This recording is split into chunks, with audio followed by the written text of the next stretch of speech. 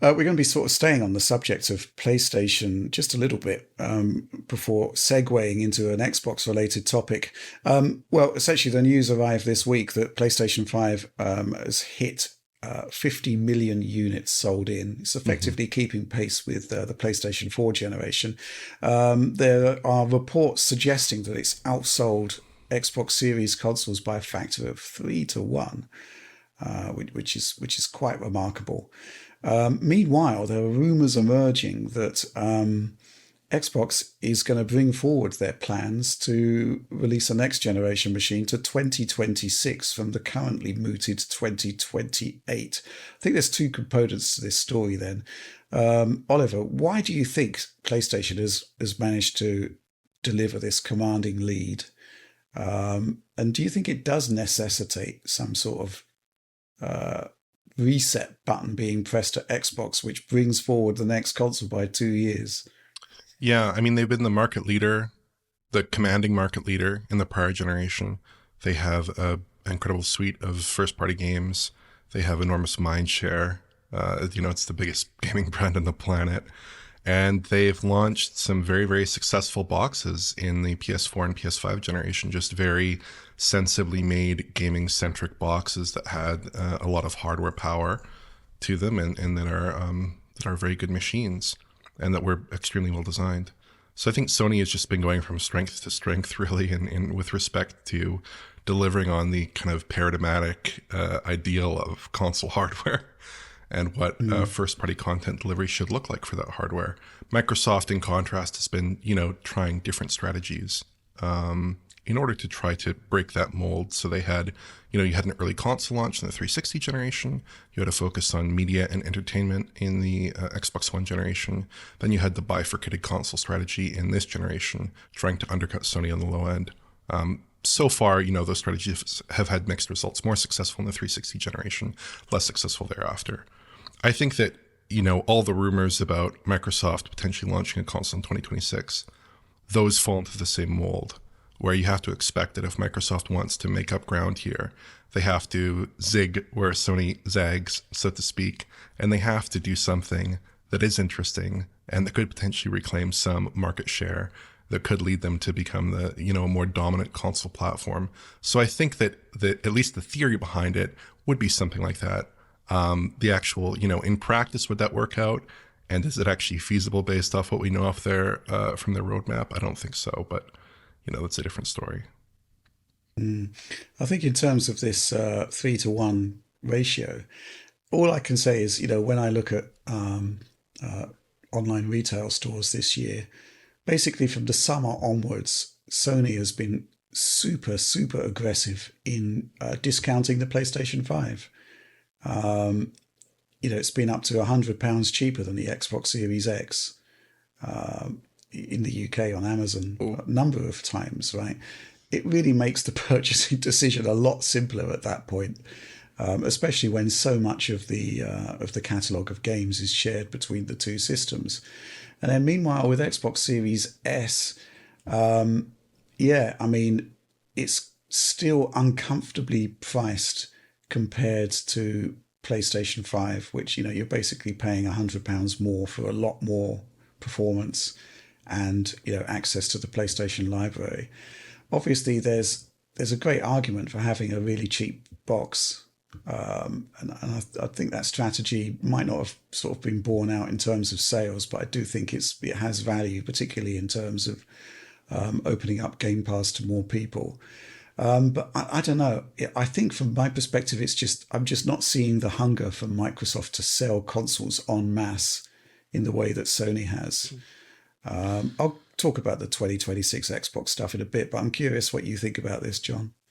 Yeah, this is a weird generation because it did start during the first year of the pandemic, and we noted that did have some impacts on things releasing over the following 3 years, right? But when I actually look at what they've both done this generation, it's one of the slowest and least interesting beginnings to a Yeah, console absolutely. generation I can ever remember. And I would say that while Sony's done a good job, they've done much, much better in the past. I actually think they're their lineup of games, while good, is extremely narrow, and there's not actually that many. And they've kind of lost what I think made PlayStation 1 and 2 and even 3 so special. It's literally just like big AAA stuff over and over again, and not that often. I mean, they do have some smaller games as well, thankfully, and they do get behind some indie studios as well. But it's really not like the loss of Japan Studio and all their Japanese developers is it's still raw. This would have been like, when you look at the strategies here, it's Microsoft really had a chance to make a big play this generation, right? I think PS5 would have been a success regardless, but I think this is a somewhat weaker Sony that was less positively viewed by the hardcore online. Jim Ryan himself wasn't a great face for the company, regardless of what he was doing on the business side, which they seem to be doing very well business-wise, but they didn't quite have that same, like, the mind share, I guess. And I feel like Microsoft somehow just, they failed to capitalize on this moment like they did with, say, the Xbox 360, right? And this really got me thinking about Xbox in general. I've been playing my Xbox 360 again, thanks to the RetroTink, actually, the RetroTink 4K, since you can just run that in there and get perfect near scaling and everything. It looks awesome. And I'm just astounded at how strong the library, the aggressiveness of Microsoft during the Xbox 360 era. That is an amazing platform. I would say it's like a top 5 of all time kind of console when you look at what was happening there. And they did that because they were hungry. They know what Sony was doing to PS2. Sony was very arrogant with the launch of PS3, and they made a lot of missteps along the way. And Microsoft, they, aside from the Red Ring thing, obviously, which was a problem, they came out swinging and they delivered big. And I felt like they were trying to set that up with Xbox Series X. You remember, like, that many E3s ago when they first revealed Halo Infinite, right? And then it starts to get closer, and you're like, wait, they're gonna launch a new Halo with this new Xbox. It felt like a fresh start for Halo. It felt like a fresh start for Xbox. It felt like that's what they wanted to do, but they just couldn't get there for any number of reasons. Halo especially could not get there, and it's not anything like what was first shown, unfortunately, even though the game itself is still good. And I feel like that moment, that launch moment, was like that's where they messed up. Like, there wasn't really any exclusive reason to jump on the Xbox Series consoles at launch. They were extremely cross-gen at the beginning, and while Sony did shift towards cross-gen, they didn't actually start out that way, right? There was a lot of exclusive stuff just for PS5 that excited people, plus things like Spider-Man at launch, whatever, that excites people too. Xbox didn't have that moment. Even though it has great games on it, they're largely available elsewhere, including on older Xboxes. And somehow it just the excitement wasn't there, I think, in the general public. And at the same time, though, they have this healthy business with Game Pass, and it almost feels like it's a separate kind of thing from selling consoles, almost at odds with it, right? Like this whole, we need to move consoles, we need to get people to buy these big games, versus like, join the service. We don't care where you play. Just like, if you're a member of the service, if you're playing the games in there, that's enough. And so it almost feels like there's two Xboxes, there's two directions they could go at this point. And I'm curious to see what they do. And can they get to the point where they're doing both the big console numbers, but also have the big subscription numbers? Maybe. I don't know. And that's where we get into the 2026 stuff, right? Yeah. Well, the whole 2026 stuff's been going on for a while now, where people, I think there's a certain degree of wish fulfillment with it, because, essentially Sony has won this console generation. Whether that actually means anything in the context of the broader business is another thing entirely. Right. But, people love competition, and we're not kind of seeing it at the moment in the console space. It seems to be one-way traffic. And, so yeah, it kind of came to a head recently with there was a post on Reset Era, which was basically bogus PlayStation 5 Pro specs. This was quite an interesting thing, because when a certain amount of information is leaked about a new console that is well sourced, and I think at this point you can't really argue against Tom Henderson's sources in terms of Sony, a larger amount of information can be extrapolated from the smaller amount of information based on what you know of the building blocks of AMD hardware. And there were some things in there that just didn't look right. A lot of things which kind of did look right, but stuff that just didn't make sense, like a lower GPU clock than the PlayStation 5. That just kind of that's wouldn't nonsensical. happen. That wouldn't work for backwards compatibility, especially. Yeah, it's a bit odd. And basically, one of the key sort of sources for PlayStation 5 Pro information, Kepler_L2 on Twitter, basically poo-pooed that information. Gave some new information about the makeup of the SoC, the Viola SoC as it's known, but then mooted that, well, actually, I don't think they're going to be releasing a 6nm Xbox. I think they're going to be skipping straight to the next generation.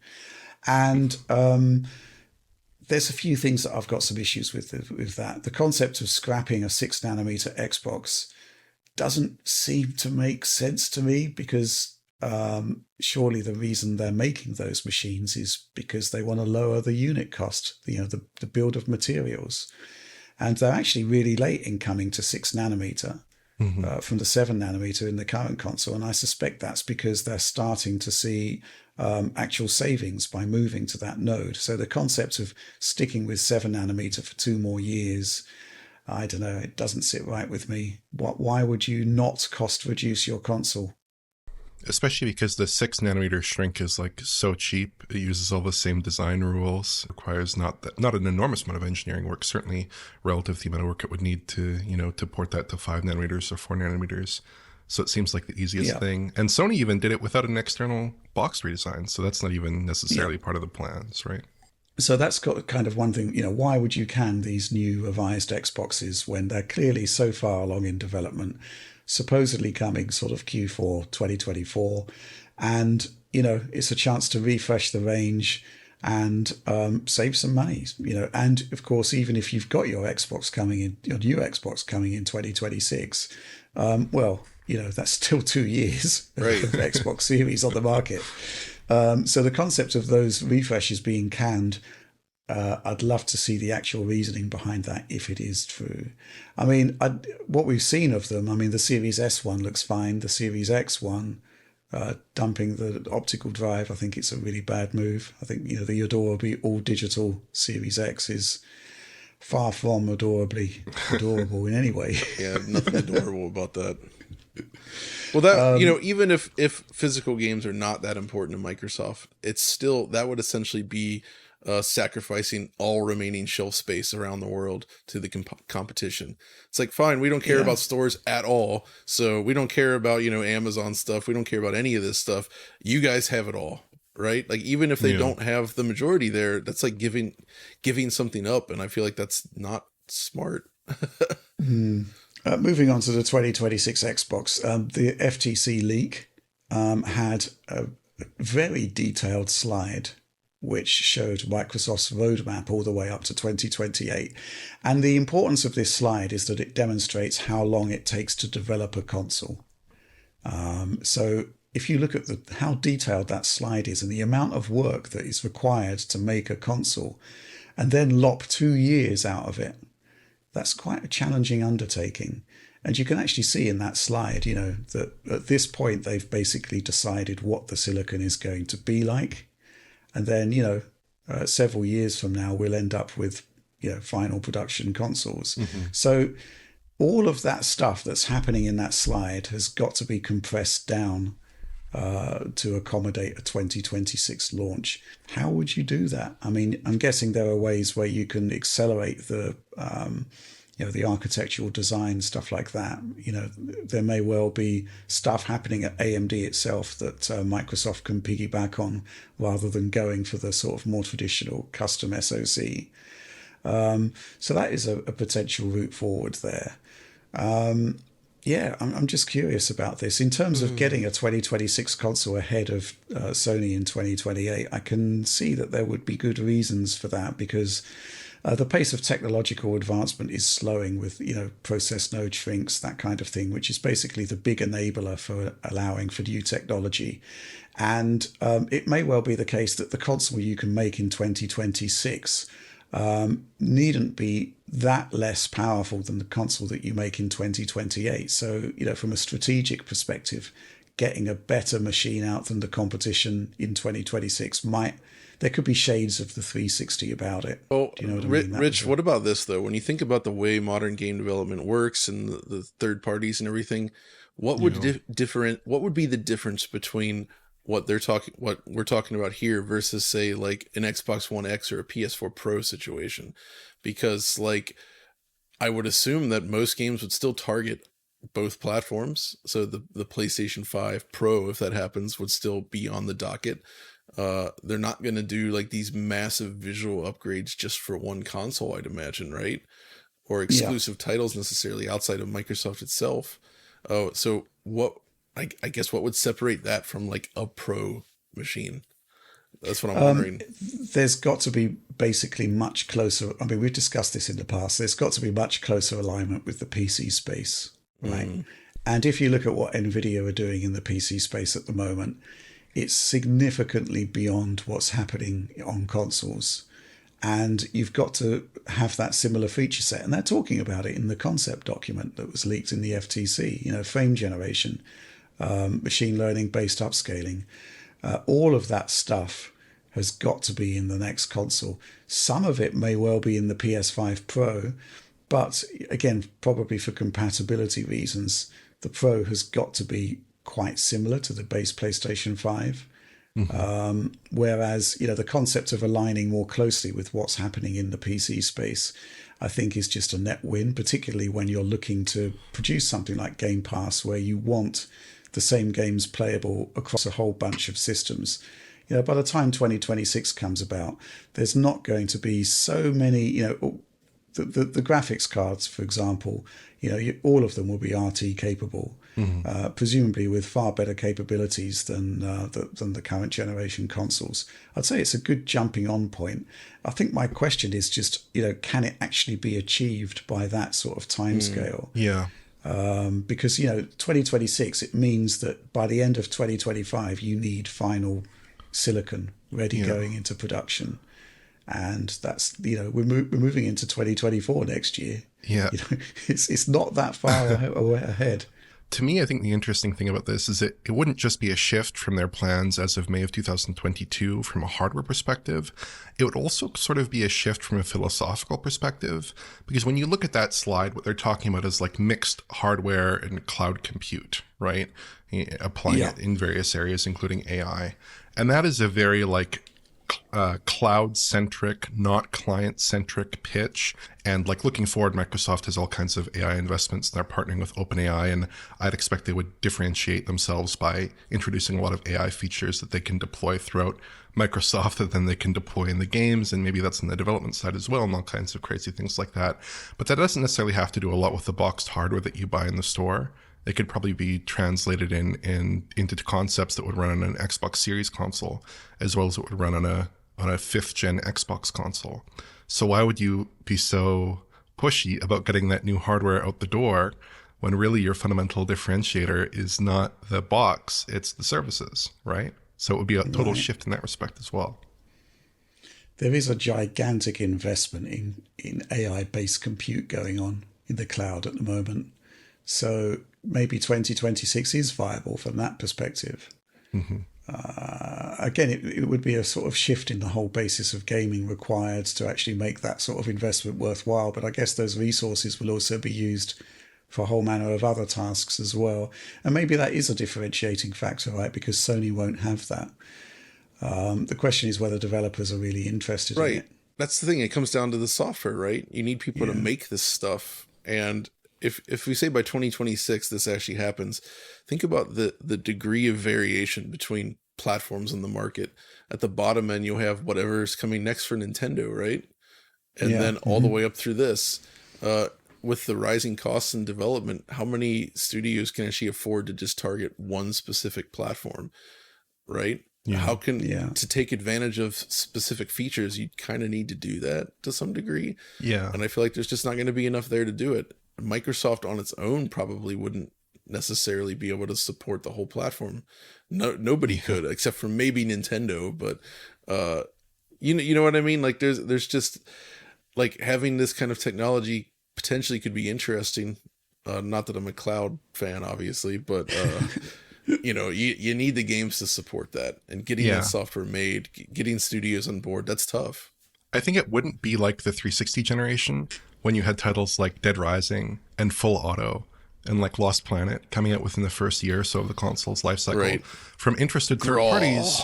Yeah, Graw, Ghost Recon Advanced Warfighter, of course, very great game, that were coming out within the first year of that console's life cycle, just because they were targeting a more advanced hardware spec, and there was no competing PlayStation on which to launch those games, right? It's not like that situation.